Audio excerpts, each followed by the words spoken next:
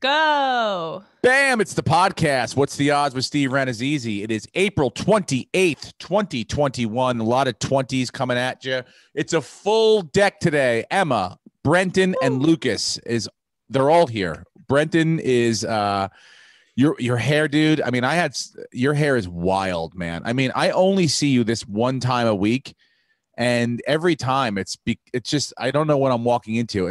You look like I know you're wearing headphones, but you can't see them. It's like you're wearing a hair helmet. It's like you have a bun at the top, but there's wisps coming out the side. You've got a little Trump shit on the side. Lucas just went, hey, you know what? I'm going to show off my locks. Why not? Mm-hmm. Why not? For those of you listening. I started using the same hair gel as Cameron Diaz in that Something About Mary. Oh, nice. God. It's working pretty good. Great. For those of you volume. Unlucky people that are just listening to us, you can't see what I can see, and it's glorious. Hair for days. Might be the best hair on any podcast. It's definitely better than Joe Rogan. I'll tell you that right now. We got better hair than that podcast. I don't give a fuck who they have on. So yes, it's been a great week. I want to we got the Yankees. They've listened to what I said. We had the Academy Awards. They kind of listened to what I said to do, kind of not. But let's start with I want to start with saying thank you to those of you who came out to my shows in Omaha. Omaha was fun.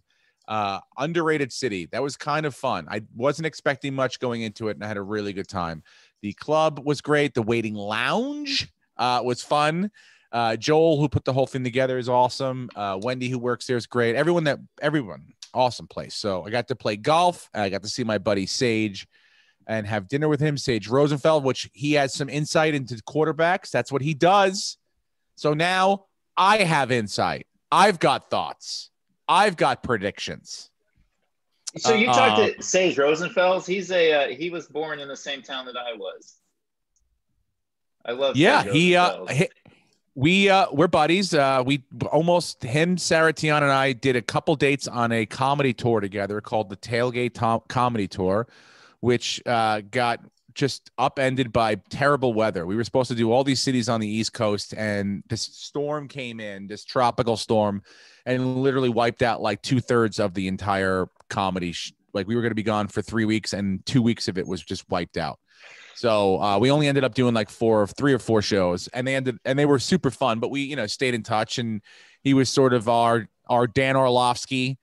We'd make the fun, and and we'd go to him for some actual, legitimate football knowledge. So he lives in Omaha, and I played golf at a great club. Shout out to the Stone Ridge Country Club in Omaha, Nebraska. Set me up with a real nice 18 and played there. And then Sage picked me up and we went to his house and hung out there for a little bit and broke down some of these quarterbacks. So let's get into it. It's that time of year. We are less than 30 hours away, 24 hours away. I don't even know. Yeah. Hours away from the 2021 NFL draft. And after talking to Sage, I do feel better. I do feel more informed. I do have a clearer understanding as to who wants what and what they're looking for and what these different guys, because I told him, I go, look, I'm not one of these guys. I can look at playmakers and the obvious shit, but I can't tell the difference between these different quarterbacks and who's going to be Steve Young and who's going to be, a bust. So, and he broke it down for me a little bit. I have a little bit of a clear understanding. So, without further ado, let's get into it. Do you guys want to start our little mock draft here? We're going to start a little mock draft, see what's what, see who's thinking what. Emma, you have all your picks. You've been working on this for quite some time. Mm-hmm. I'm an expert. All right. You are an expert. And you know what? An expert in bullshit. Bullshit expert right over there. Our resident bullshit expert, which, man, I could challenge you, but we will see what happens here. So how do you want to do this, Lucas? How do you want to break this down? I'll go first real quick. And because I assume that we're doing top 10. So we don't know necessarily who's going to be picking where, because there could be trades. But these are the players that I think will be in the top 10. First, that's easy. Trevor Lawrence. The odds against him not going first are minus 10,000. So he's going first. Okay. Zach Wilson will go second. Third, I think, will be Mac Jones. Fourth, Kyle Pitts. Fifth, Jamar Chase. Sixth, Jalen Waddle. Seventh, Trey Lance. Eighth, Penei Sewell. Ninth, J.C. Horn. And 10th, Patrick Surtain Jr. Oh. All right. I have him. All right. And that's assuming that there are no trades, that no one trades up or down. Those there are just could be the players. trades. Yeah, those are not the teams. Those are the players. So you're not okay. All right. Okay. All right. This is my breakdown. I got Trevor Lawrence, and I'll pick him first. Zach Wilson, Mac Jones, Kyle Pitts, Penei Sewell, Trey Lance, Jamar Chase, Devonta Smith, Micah Parsons, and Justin Fields. So Justin Fields hypothetically to the Cowboys if they don't trade. Or hypothetically, maybe the Patriots trade up to get him at 10. Okay. Well, I have Trevor Lawrence, and then I wanted to be different because the Jets are going to jet, and they're going to take Justin Fields at number 2, which means the Niners are going to get Zach Wilson at number 3, Kyle Pitts at 4. Bengals are going to go O-line and take Christian Darrisaw, and then the Eagles will get Penei Sewell. Lions will take Jamar Chase. Then we got Rashawn Slater going to the Panthers, Jamin Davis to the Broncos, and the Cowboys at 10 will take Patrick Surtain the second, which means the Giants at 11 are going to get Devonta Smith, and the Patriots at 15 will get Mac Jones. Well, so you think Mac Jones falls out of the top 10? I think Mac Jones. You're the only person on the podcast that thinks that, by the way. Yes. Am I correct in that? Oh, is he the only one that has Mac Jones out of the top 10? Emma, do you have Mac Jones out of the top 10? Who, where, what? Huh? Yeah. I call bullshit. But he would go to the Patriots. I mean, I'm pretty pro Patriots as a born and raised New Englander. He has the exact same body as Tom Brady. He does have a very Tom Brady body, but like Tom Brady when he got drafted, like kind of pudgy around the middle. Young Tom Brady. Young not Tom Brady. Like Tom Brady. Like buttery Tom Brady. Like definitely Lucas has a better body than Tom Brady did when he got drafted. Yes. And we've thirst trapped that before. People have someone actually wrote like more Lucas Hurl body. Someone wrote that in a comment somewhere. I caught that. Nice. Jesus, the numbers just went up. The numbers just went up. If you're just listening, I recommend going to YouTube to check out that flash Lucas just gave the camera. I mean, I don't want to isolate and alienate our audio listeners only, but there are some things to look at on this podcast. Some especially today. Especially today. So you don't have Mac Jones in the top. Who is there anyone else that you and I have? Because you and I pretty much cut down the middle, right, Lucas? I mean, I don't think we got 8 out of 10. We flipped, right? Our first 4 are spot on. It's between 5 and 10. Yeah. I could see the Falcons not taking Pitts. I could see them last minute saying, "Hey, we're not going to be picking top 5 for a while. Hopefully, let's take a quarterback now." Look, here's what I think, and I'm going with fucking my man. Mr. Tinted Glasses, been doing this shit since before I was born. Mel Kiper. Okay.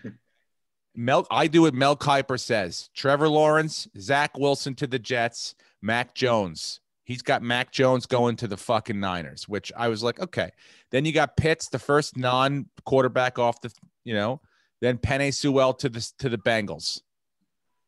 Then you got Trey Lance going to the Falcons via a trade for Miami. They're throwing those in there. The Lions take Jamar Chase. The Panthers take Devonta Smith. Micah Parsons goes to the Broncos. And then New England goes up to get a trade with Dallas to get Justin Fields at 10. And that makes sense to me. Those players all make sense to me. There are some that are out there that I'm looking at. Jalen Waddle, Patrick Surtain, that I wouldn't be surprised. Again, I think you had them, Lucas, going in top 10, depending on needs and who trades for what. I really hope the Giants at 11. I mean, I heard what you said, Brenton, but I really look. I mean, he is a playmaker. He is not, obviously the strongest guy in the world, but he won the Heisman Trophy. He's a playmaker. He can catch the football. But I just don't think Devonta Smith is going to be someone that, like, it's just another wide receiver. We need to have a little help on defense. We need I would much rather a Patrick Surtain or someone like that. I don't know if you had him coming off before that, but I hope the Giants go defense. The pick before. Okay. So yeah, I mean, those names wouldn't surprise me, but I feel like really what it comes down to is, there are 4 quarterbacks for 3 spots in the top 10. Am I right about? No, unless somebody else trades up to get another one, right? Yeah. So unless you got the Broncos or the Patriots or somebody else trading up to get, so who will be that 4th quarterback that slips down? Is it Trey Lance? Is it Wilson? Or is it Mac Jones? I mean, you and I both agree, Lucas, that it's probably going to be Fields. I think Fields goes fourth. Fields go down to 10. I have him at 10, and you have him at first or lower than that. But Brenton, for what reason do you have? Is it just your I guess these Bill Combe instincts that you have that have the Jets zigging and zagging there, or what? I think the Jets are going to jet. And I wanted to be different from you guys, knowing that you'd both take Zach Wilson. So I think Justin Fields goes at 2. And this just happened as of 3 minutes ago. Teddy Bridgewater's traded to the Broncos. So that will affect how these guys come off the board. Yeah, I had Fields going 9th because of that. But then once that trade went through, I took him out. He only got traded for a 6th-round pick, too. Teddy did. I mean, at this point, that makes sense. So that means that indicates to me they're not players to trade up to try to get in the top 10. That means the Patriots now have a lot more leverage, because you got a top 10 pick that you're looking to trade down, right? And you probably had 2 GMs calling you. You had Belichick calling you, and you had whoever's in fucking Denver calling you. And maybe the price was too high, and now all of a sudden it's like, well, Teddy Bridgewater for a 6th round, that'll stop gap that idea for a little bit. And now Bill Belichick, now you only got one guy to deal with. And he's got multiple suitors. So again, Bill Belichick's in the driver's seat. It leads me to believe that I think all 4 quarterbacks will go in the top 10. I really do. Who do you want the Giants to take right outside 11? I mean, if that happens, that's perfect for you. Literally the best defensive player available. And if that's Surtain, it's Surtain. If it's, let me look here. I just want to go make sure I got it. If it's what's his name from Micah Parsons. Micah Parsons, yep. Caleb Farley. So I feel like J.C. Horn and Patrick Surtain are kind of 1A, 1B. The team seem to prefer one, the other half seem to prefer the other. Yeah. And so, look, we could do, I would love a great fucking linebacker. We got Blake Martinez last year. He played really well. I think he made the Pro Bowl, which was a great pickup. But if you can get another great linebacker and to shore up the middle of that stop the run and be able to drop back on defense and play a little bit of zone coverage, always a fucking benefit. Always a benefit. But again, we also can use a cornerback that can shut down a wide receiver. There are plenty in the NFC East. So, it's crazy. This is the first draft that didn't have like a top 10 safety. Defensive tackle's really weak. Quick question for both of you too. So what player do you think will have an Aaron Rodgers type fall or could? Well, if Mac Jones is projected at 3, I have him falling to 15. If for some reason the writing's on the wall and Belichick doesn't see that he needs to trade up, I think 15 will be what the 4th quarterback will go there. Mm-hmm. I'll be shocked if Belichick trades up too. He hardly ever does it. What about a fucking Belichick Gettleman flip flop there? Huh? Gettleman never trades down. Oh, he had to address it this week. That fucking dum. He had to address it. It was a nuts. He was like, no. He's like, it's not that I just don't do it. I just never have done it. It's like, okay, all right, we got it. Well, that's still a better answer than Kyle Shanahan's press conference. Did you see him answering the question about whether or not Jimmy Garoppolo will be on the roster? Yeah. What was his quote? I can't predict who's going to be alive on Sunday or something. Yeah, he basically Thanos'd all of us and said we could all be dead. Here's a kind of a fucking shot in the dark, someone that could draw, and I'm not talking out of the first round. I'm talking like maybe even out of the top 10. Is that Penei Sewell? He sat out, opted out last year. He had an unbelievable 2019, but he opted out last year. And let's say there are two top offensive tackles in the first, in the top 10 guys, but say your guys you're going to land on what's his name? The other fucking one. Rashawn Slater. Rashad Slater. So say he's your guy, right?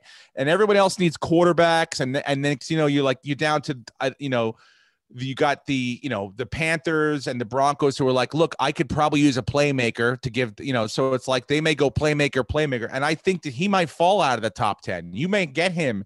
I mean, look, if the Giants got to 11 and that guy's name was still on the board, that's a whole different story. Then we're protecting Daniel Jones. That's an offensive player that we can truly utilize, like someone that could be a weapon force, not in the newspaper every day, but just the unsung hero that's stopping everything and making Saquon Barkley safe and everyone else safe. So that could be someone that could drop, I think, out of the top 10. Okay. But yeah, other than that, I think we're, my call on that, I would say Devonta Smith. Going down to what? Because of what? Height and weight and all that stuff? 15, 16. Yeah, stupid reasons. Like, I think he'll be a great player, but I just could see the NFL discounting his size. And the reason I have Jalen Waddle at 6 is the rumor on the street is the Dolphins want someone who played last year. So that eliminates, like, Sewell, like you said. Yep. And a couple others. Yeah, that will play into this thing. It's like who opted out, who got to see who. I mean, a lot of these schools didn't have visits. They weren't allowed to have, you really get a chance to. I mean, look, there's tape on everyone, and you can look at the great tape and the bad tape, but you don't get to sit down with a lot of these guys. You don't get to chat them up. You don't get to talk to the coaches and get a sense, from the normal people on campus that you talk to that, like the fucking dorm RAs and the people, your people on the ground that you're like, hey, what is this guy really like? When people aren't looking and shit like that. So people, I don't know, again, you will see, is it going to be talent over what you see versus, tape versus, taking a chance on someone who may have sat out last year, but, if he didn't, he probably would be, a top 10 pick. It's going to be interesting to see how things play out. But I think a lot of players in the first round, people will fall out of that did not play last year simply because the fact it didn't play last year. Not that they needed to raise their stock. It's just that because they didn't play, people will go with something that was more tangible, more recent. People will say, what have you done for me lately? And we'll see what happens. But yeah. What did Sage say about the quarterbacks? So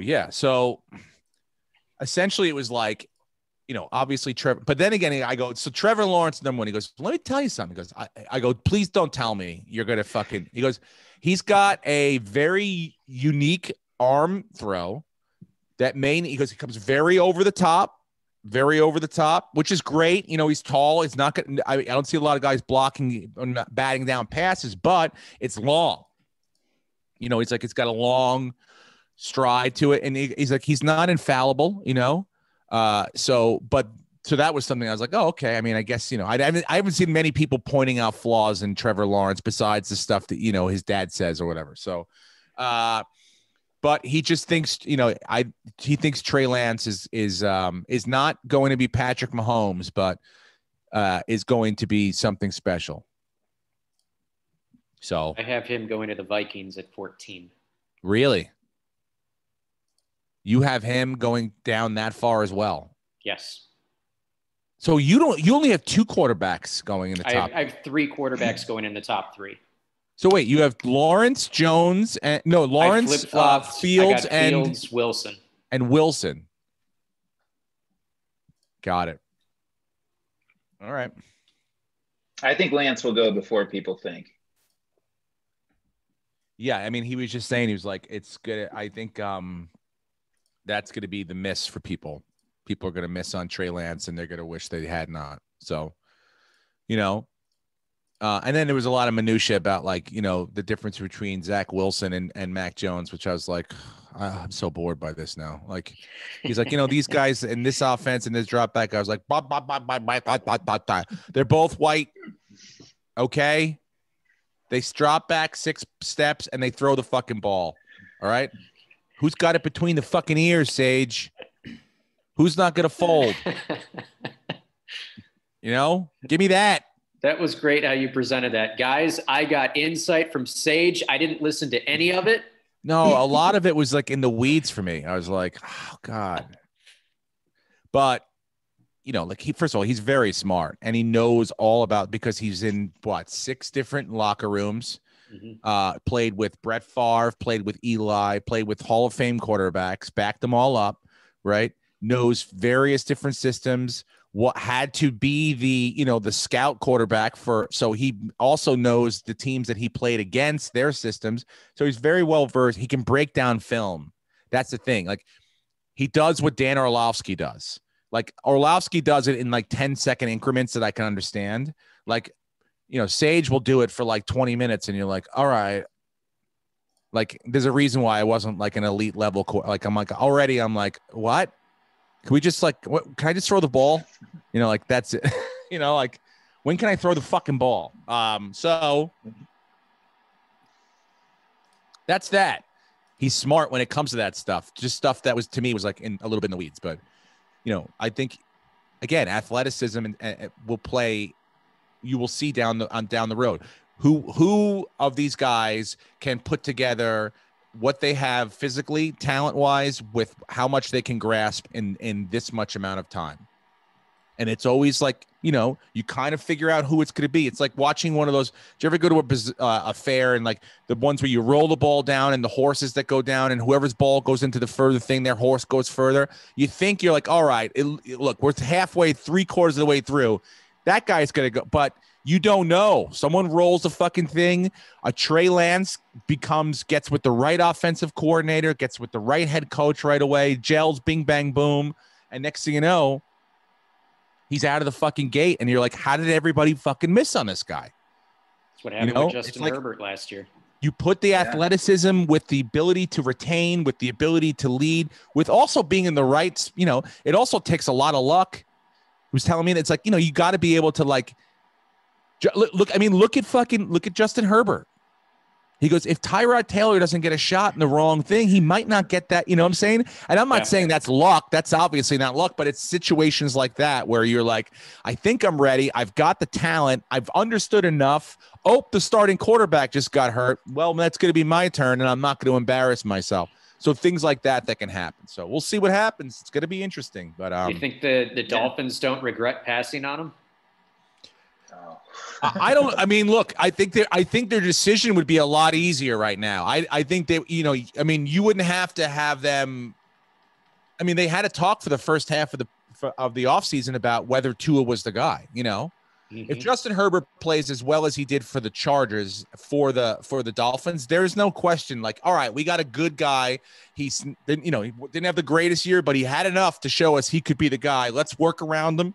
Let's get some weapons and bing, bang, boom. Now they're in a great draft spot. And and they're not going to draft a quarterback and they are going to go with Tua, but I don't think that they're as obviously thrilled as they would have been had they gone with Herbert. So, again, that's what I'm saying. Like who will be that person this year? That's like, I think everybody missed on that. And there will be, because there's 4 quarterbacks, possibly 5 that could be taken in the first round. So, we'll see what happens. It's good. Yeah. It's good times. It's fucking, thank God.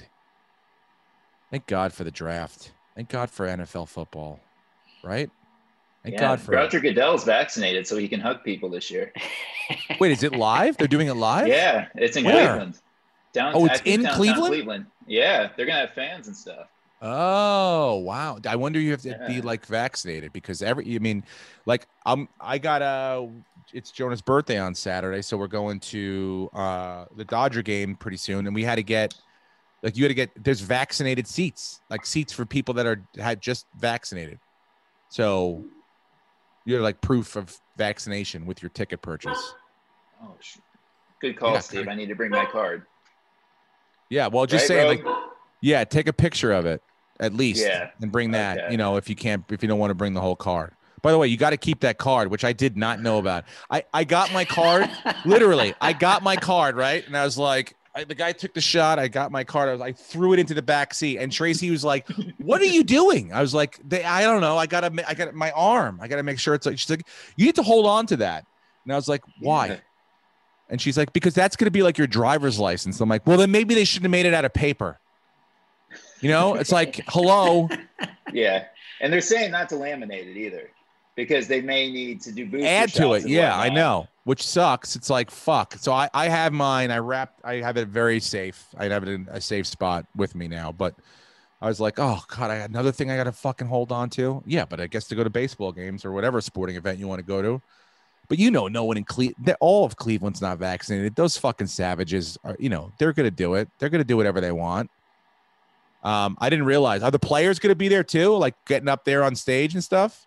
Some are. I don't think Trevor Lawrence is. I think he's doing the home cam. He's doing home cam. He's too good to, he's like, look, we all know I'm not flying to Cleveland to have to go fucking right back down to Jacksonville. You know how close I live to Jacksonville right now? 2-hour drive to Jacksonville from Clemson, right? I'm pretty sure it's not that far. Not that far. You think I want to get in a fucking plane and fly to Cleveland to go get coronavirus? For what? To go to the Rock and Roll Hall of Fame? No thanks. I'll be on Zoom. You know where to find me. Dude, I like that attitude. Big time. I hope he's good. I'm sure he will be. He's going to be great. I just hope Urban Meyer's good and doesn't have a fucking stroke the first game, and then that's it. You're like, oh, shit, what do we do now? I mean, they got a lot of eggs in a couple baskets over there. Yeah. A guy with a bad ticker and a fucking, rookie quarterback that's like, going to be supposed to be the next Andrew Luck. And by the way, Andrew Luck walked into a pretty good fucking situation because he was replacing Peyton Manning. So, he in no way, shape, or form is Trevor Lawrence walking into any situation that was like close to Andrew Luck's.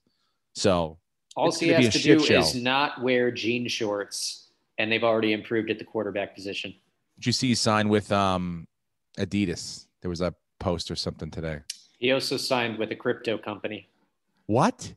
Yeah, for advertising? He's the face of one of the crypto platforms.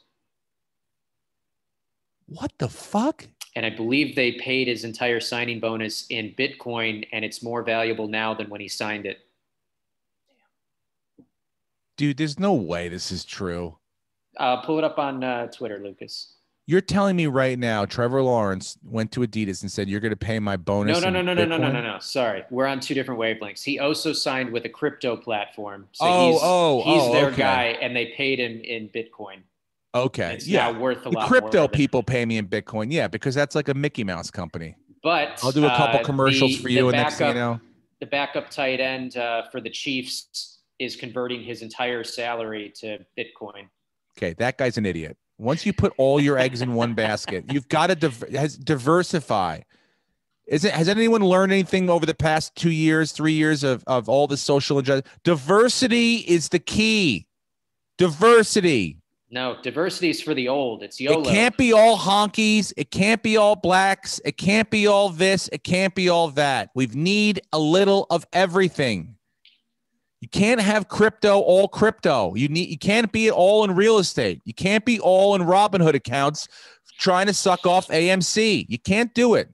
You need a little bit here, a little bit there. So then when shit hits the fan in one thing, you're not fucked. Dude, could you imagine if you were an NFL fucking lineman, and you made the team and nobody knows your name, but you got a starting job maybe for the next 5, 6, maybe 10 years if you bust your ass off, right? And you take your money in cryptocurrency, and next thing you know, boom, the next day it fucking bottoms out. Now you got to go play the whole fucking season for free? Give me a fucking break, man. Hey, 77, come on, let's go, move it. You're like, fuck no, I'm not moving it. I'm doing this shit for free. Fuck. Could have got a timeshare in Boca and at least made your money back. Steve, or he puts it all into crypto, it explodes, he buys the team. Look, again, you know what? That's another option. That's another story. That's another fairy tale. Okay. But here's the story I like to tell, the boring story. Well, I put a little bit of money, maybe 30% of my money into crypto, and maybe it bottomed out. And I laughed about it with my friends as I said, what a fucking jackass I was playing golf, still having a little bit of money, not asking them, hey, can I suck your cock for $50? Give me a break, Brenton. And nobody wants the other way where it's like, oh, okay.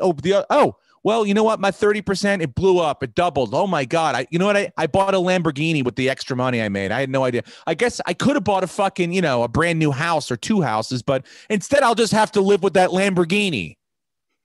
Give me a break, dude. Be smart. Diversify. All right.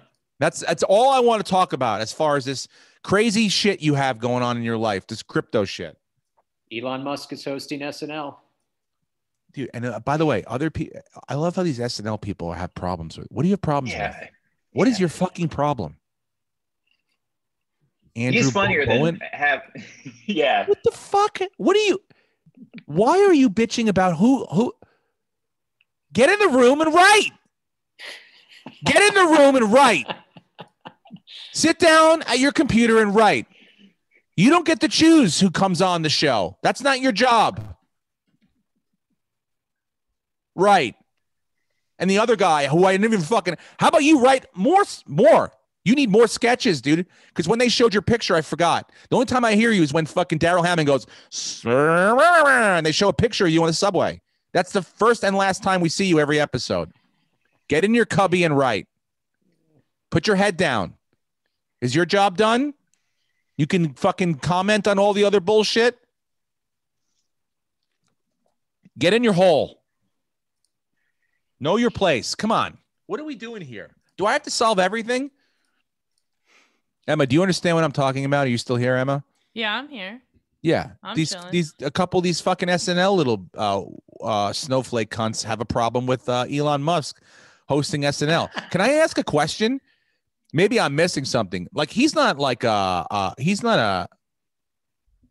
former, he didn't rape anyone. He didn't like beat anyone. Like doesn't have any of those accusations, right? We're not like talking about that, right? Has there ever been a hard and fast rule about who's like allowed to host SNL? They let Donald Trump host when he was running for president of the United States. That's what I mean. He's not, I guess he's a TV personality.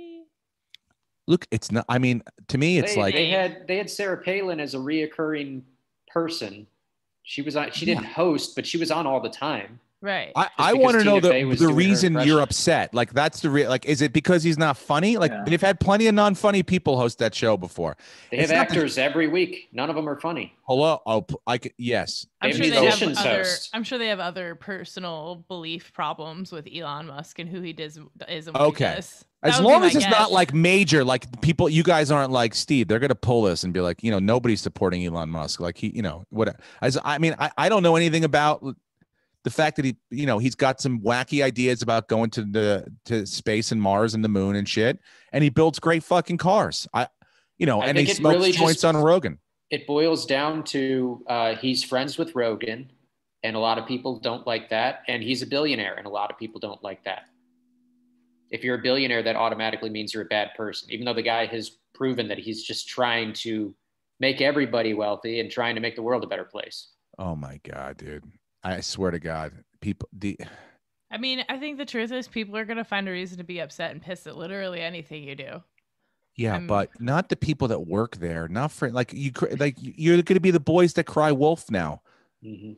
What are you going to do when they have someone else on? You're going to bitch every time you don't like someone that comes on. Give me a fucking break.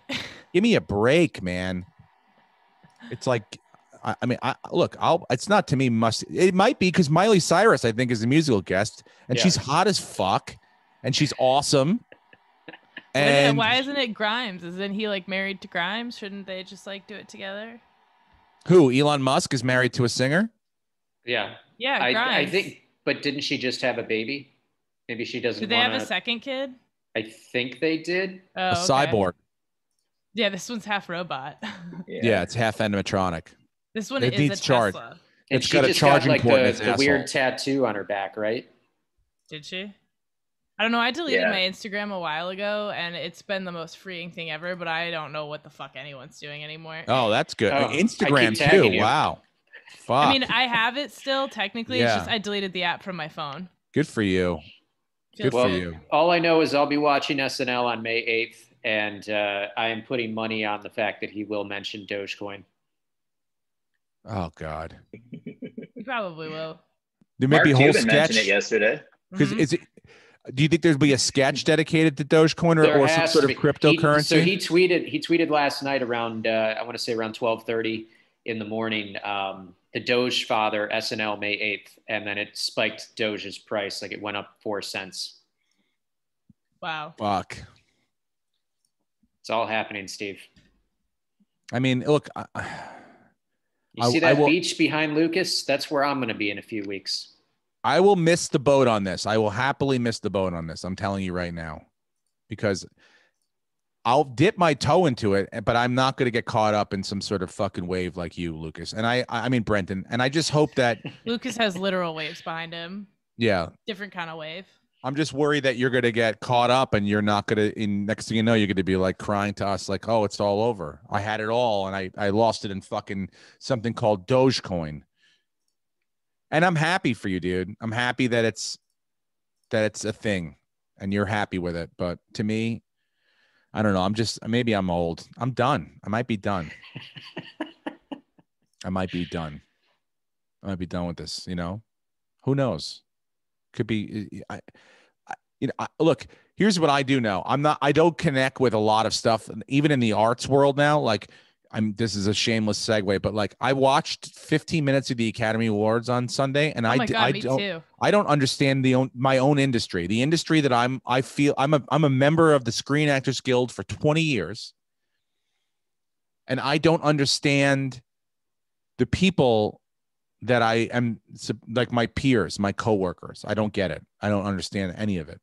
I was like watching Twitter a little bit while the Academy Awards were on, and it sounds like a lot of people did not enjoy what was going on there at all. It was, it's a nightmare to produce the show like that via Zoom for the most part, or via computer, or not knowing exactly who's going to be where or what. But totally, it was unwatchable.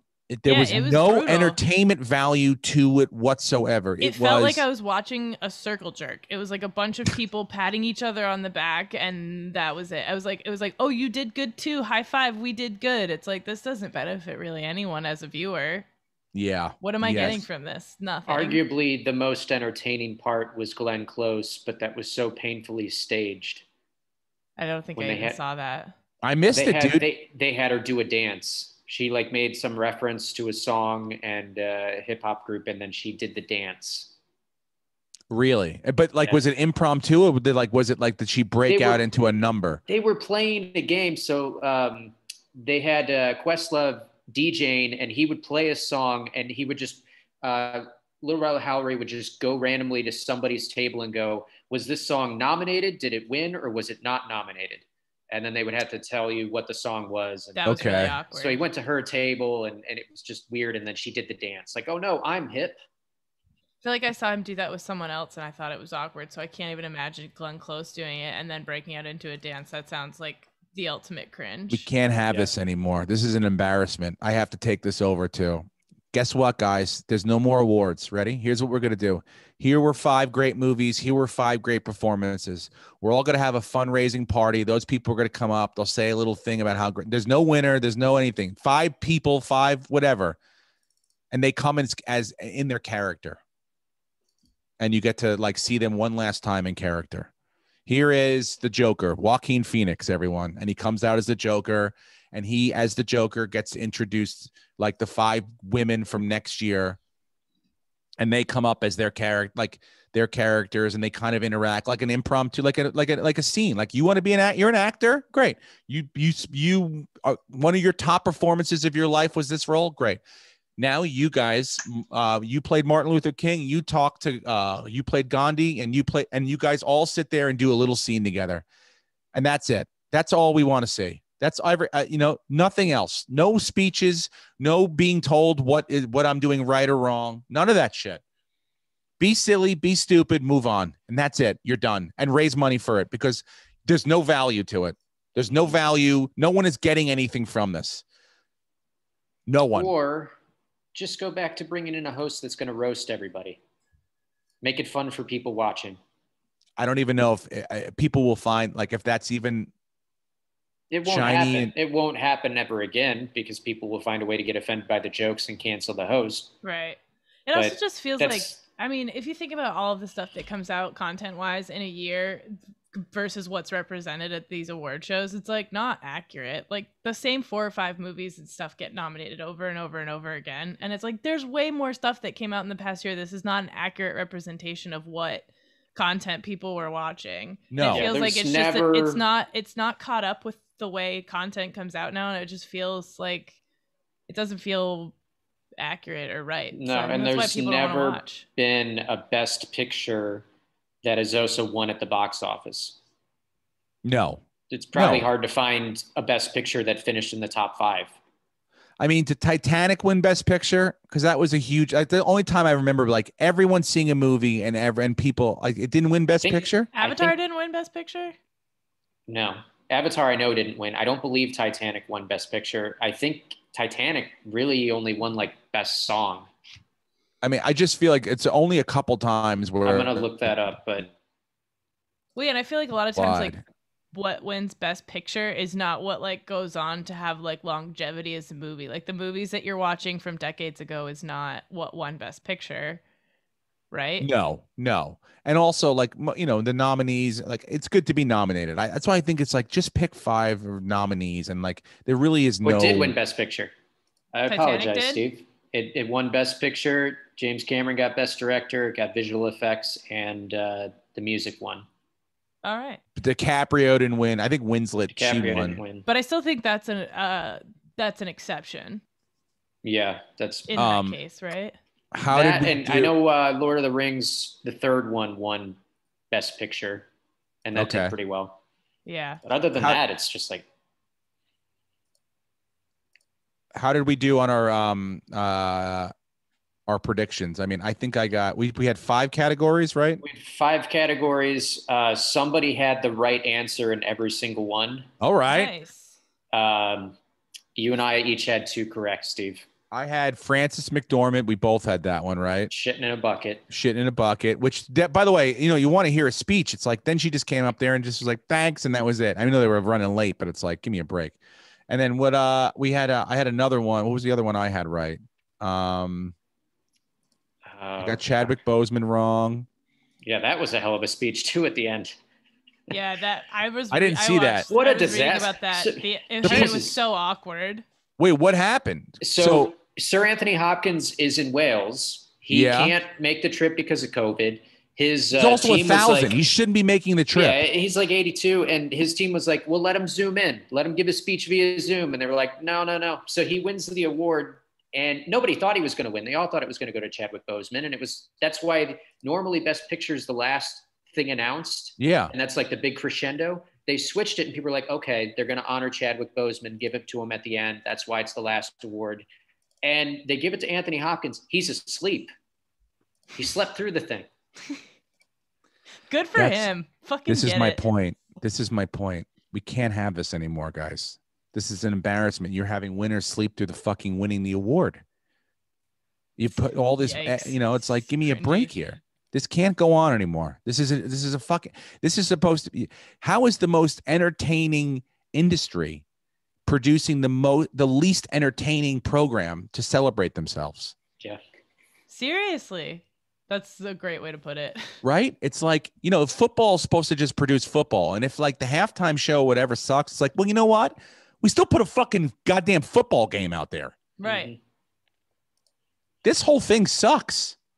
It really does. Yeah, it was so cringy. It's not. I mean, like, look, we had kids' friends over and one other couple, and I was making some burgers and stuff. And we were like, the wives were talking, and I'm like, you want to watch the fucking the Dodger and the Padres were on. It was a great game. It went 7-7. They tied. The Padres came back in like the 8th inning to tie it up. So I didn't even watch like probably 70% of the Oscars. No, we put it on for like just like 10 minutes just to like check in, and like even in that 10 minutes I was like, this is so uncomfortable. I feel awkward. I don't want to do this, and I turned it off. It felt weird. I mean, was it the lowest? Was it really low viewing? I'm sure it was the lowest in history. First time the viewership was under 10 million worldwide. Yeah, under 10 million. Under 10 million. That's pretty low for them. Dude, I bet you more people watch the Jake Paul fight than fucking the Academy Awards. Probably. Well, good segue. He's fighting Floyd Mayweather. No, that's his brother. Oh, are you telling me both the Paul brothers are fighting now? Yeah, both of them fight. Oh, Jesus Christ. So the brother is not Jared. Which is the one that got in trouble? The brother's for Jared from Subway, suicide, right? Wait, Jared Forest. from Subway is the brother? The Suicide Forest was Logan. We talked over each other's jokes. Anyway, great job. My joke was, isn't he Jake from State Farm? And it doesn't matter. There's two brothers, Jared from Subway. There's two brothers, Jake Paul, and what's the other one? Logan Paul. Logan. Okay, so Logan Paul is fighting Floyd Mayweather. See, I didn't even realize they were both fighting. He was the YouTube one that like got roasted and I thought they were both YouTube people. Yeah, they are at Logan Paul Mayweather, June 6th. So the one Jake Paul just beat. Save your fucking money. Yeah. Who are the assholes that pay $100 to watch this? You should be watching that UFC. Those fights this weekend were awesome. That's different. Those are professionals. Yes. I'm talking about this gimmicky stuff. Oh, the gimmicky shit. I mean, people are just paying to hopefully see. Like, I was telling Tracy's like, isn't fucking Floyd Mayweather going to kill him? I'm like, hopefully, yeah. That's what people want to see. Mm-hmm. They want to see, like, like someone's like, hey, I'm going to go jump over that bridge. You're like, no, you're not. And they do it. And you're like, oh, shit, they did it. And you're like, I'm going to go jump over that thing. And you're like, people show up mostly because they want to see you not be able to do what you think you can do. And that's what's going to happen pretty soon. I don't think Floyd Mayweather is going to fucking kill him, but I think he's going to beat him. And because Floyd Mayweather's never been. He's 41. He's 41 years old. He's like, I think he has a 5-inch. It's like 5 inches shorter. They're going to look like two different human beings, like completely. But and Floyd was never a guy that went out and tried to knock people out. He never had power. I mean, he had power enough to hit you and make you feel it, but he was never like he just was unhittable and basically untouchable. And guess what? That's the first thing to go away with age. So, and I don't think he's going to lose, but I don't think it's going to be a thing where he's going to knock his fucking head off and put a stop to all this nonsense. We'll see. But someone's got to soon. Someone. Apparently now Jake Paul wants to fight Tyson Fury's brother. On Tyson Fury's fighting Wilder, and he wants to get on that card and be the undercard and fight Tyson Fury's brother. So, and that guy's a legitimate boxer. So who knows? Maybe like that to me makes sense. Like now you want to step up to a boxer who's like big in your weight class, a heavyweight boxer. Great. Now let's see what happens. And he might do well or fine, or he might even win, but still. To me, it's like now we're destroyed. He hasn't fought anybody. Ben Askren was Steve, he was coming off a hip surgery. And also did not take this thing seriously. Yeah, he was out of shape. He did not look good. He got paid more than he's made in his entire career. I think the viewership, like they made over I think it was like $53 million on the pay-per-view. So he gets a cut of that. Okay. Like he didn't give a shit. He was leaving happy. Yeah. I mean, look, again, to your point, it's like, it is nonsense and it's not great sport to watch, but it's more of a spectacle and we'll see how long it lasts. I want to get to the Yankees for a second. They listened to a little bit of what I said. They went on a bit of a run this week. Not great, not perfection, but we're getting better. We're righting the ship. Things that happened last night.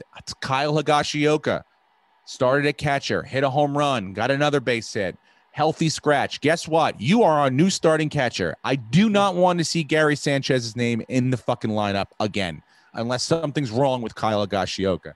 The Yankees also traded Tauchman, which would not be the first outfielder I would decide to trade, but they know more than I do about who's got to be sent up and sent down for a lefty reliever to the first place San Francisco Giants out in the West. They could use an outfielder, and they got a good one. Mike Tauchman's a great outfielder, can play plus defensive positions in all three outfields, and he's a good runner, good bat. But the Yankees have been playing a little bit better, a little bit better. 4-2 since your rant. 4-2 since the rant last week. And some people have seemed to have gotten a little bit of notice. I think Aaron Judge heard what I said. Mm-hmm. I think he's trying to do his due diligence now. But let's talk about Madison Bumgarner throwing a no-hitter and then fucking having it not count. This is some bullshit. This is the problem with Major League Baseball. It's like they don't want people to continue to tune in. All right? Major League Baseball decided double headers would be 7 innings last year due to COVID because they had to have so many. That made sense to me. And they decided to keep it this year. Great. You know what? I don't mind it. To me, if you're going to throw 2 games in a day, have 7 innings is fine. Baseball's a long game as it is. I don't mind it. It wasn't the players' decision. It was Major League Baseball's decision. Players went along with it. Madison Bumgarner goes out and throws a no-hitter over 7 innings the other day, part of the first game of a no-hitter.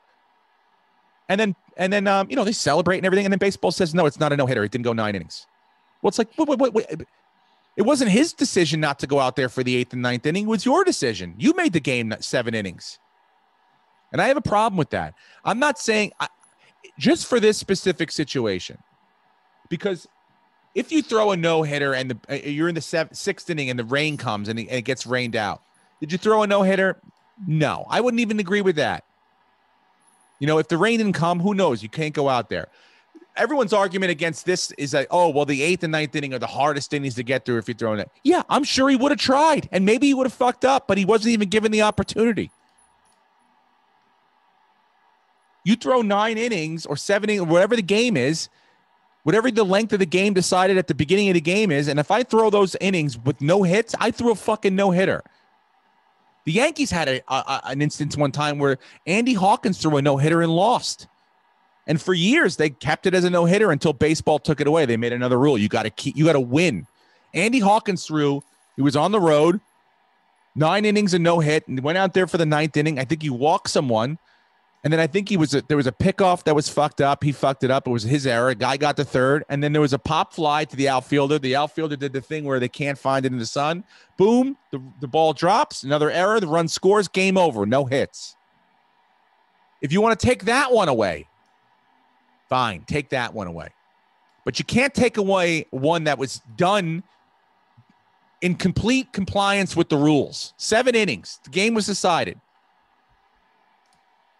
How about this? How about if you had a pitcher that went, for some reason, into the 10th inning with a no-hitter and then gave up a run in the 10th inning or a hit in the 10th inning? Did he throw a no-hitter? He threw 9 innings. Is that a no-hitter? I mean, that to your rules, that would be a no-hitter, right? Even though he gave up a hit in the 10th inning, he completed the 9 innings. So to me, it doesn't make sense. Madison Bumgarner threw a no-hitter the other day and should be awarded a no-hitter. And whoever the fuck they played, I don't remember who they played. Who was it? Did they play the Diamondbacks? The next guy went out and threw 1 hit over 7 innings. The Diamondbacks, I think it's the Diamondbacks, they gave up. They got 1 hit in 14 innings of baseball in one day. That's pretty fucking bad. Yeah. That's a bad day. 1 hit in 14 innings. That's like New York Yankee baseball right there. No, we're getting better. We're righting the ship. Even the guys that are like, we had more quality starts than beyond Garrett Cole, which is a step in the right direction. So give Madison Bumgarner his fucking no-hitter, please. And what else did I want to say? Do you guys have anything else you want to talk about? I know we have to keep this short today because I've got. I want to talk about real quick. Rob Gronkowski made the Guinness Book of World Records. He was back at his college for their scrimmage, and they dropped a football out of a helicopter at 638 feet, and he caught it on his third attempt. And I just want to point out, Steve, that we have a person that we all work with at All Things Comedy that has a helicopter. And I believe that we could break that record. Here's what I like that idea. I think you're talking about Bill Burr. I'm talking about Mr. Burr, yes. We can get Burr up in the helicopter, right? You get Bartnick up there with a couple bottles of Crown and some footballs, right? Open up that thing fucking MASH style, you know. We'll have Bartnick hanging out the side, fucking platoon, you know. And then we'll just have them whip them out. And look, I mean, does it have to be to one specific person? Can you, me, and Brent and Lucas and even Emma, if you want to, just spread out amongst the football field and just start running around trying to catch a ball? It doesn't have to be to one. It's whoever catches it. Whoever catches it gets the record. Yes. This is great. I like your thought process on this. I really, really do. We can get a charity, like some sort of, you know, element to it. However we want to do that, you know, we'll probably have to get Bill paid for gas. It's a lot of fucking gas up there. And then whatever a couple bottles of Crown Royal are for Bartnick, and we're set. Dude, I like this. This is good. This is like what a producer of a podcast should be doing, thinking outside the box. Nicely done. We can totally break that fucking record. And then you think Gronkowski tries again? Come on at me. Bring it, Gronkowski. Maybe Gronkowski will come try to catch it with us. No, Emma, we don't want that. Why not? Because he's way taller. He's way taller than the rest of us. He's going to catch it. Don't you understand? I already have my game plan, right? I'm just trying to get Three of us Gronk wouldn't be able to hold him back while the fourth gets it over him. There you go. I'm going to get you super high, Emma, before the thing starts, right? Of course. I'm going to, as soon as the ball's thrown, I'm going to kick Lucas in the dick as hard as I can, right? So he's down on the ground. And then it's just me and fucking little arms over here. Me. And if I can't fucking get it over him, then I deserve to not. Watch, I'm gonna be sitting in the corner with like a bag of Cheetos, and the football is gonna fall into my bag of Cheetos, and I'm gonna win. I hope that's the case, and that would probably be the awesome. best. Yeah, that would be amazing. No, we should definitely. Oh, that'd be great. That's a good idea. That is a real good idea, dude. Oh, also, did you hear? Speaking of, Antonio Brown re-signed with the Bucks. Yeah, his lawsuit was dropped, or they settled it. One of those two things happened, and then the Bucks re-signed him. Great. And now that lawyer goes over and represents Deshaun Watson, I assume now? Is that how that works? Probably. I still think, look, this is why I felt like Justin Fields goes at 2. I think because Deshaun Watson is going to be traded to the Jets at some point. He wanted their coach as the Texans coach. He was one of the 2 guys that was on his list, like, hire this man. And the Jets just seem like the place for him to go. So he's going to go big city, big contract. And Justin Fields is a very good backup who's a very similar quarterback. How much would that flip this whole thing if like the Jets announced tonight that they traded for Deshaun Watson? Because now they don't need a quarterback. Everything gets flipped then. Holy shit. Look, I think, but I do, going back to the Bucks, I think the Bucks having all their starters back, all their fucking weapons, dude, it's not, that's recipe for repeat city right there. It sucks. It sucks, but I just double down on I don't believe in Tom Brady, and he's another year older. He just had surgery, so let him prove me wrong again. Oh my God, dude. You got to go broke between Dogecoin and betting against Tom Brady. It's like fucking how dumb can you be? All right, ladies and gentlemen, that's the podcast for this week. One small plug. I will be at the Comedy Store this weekend.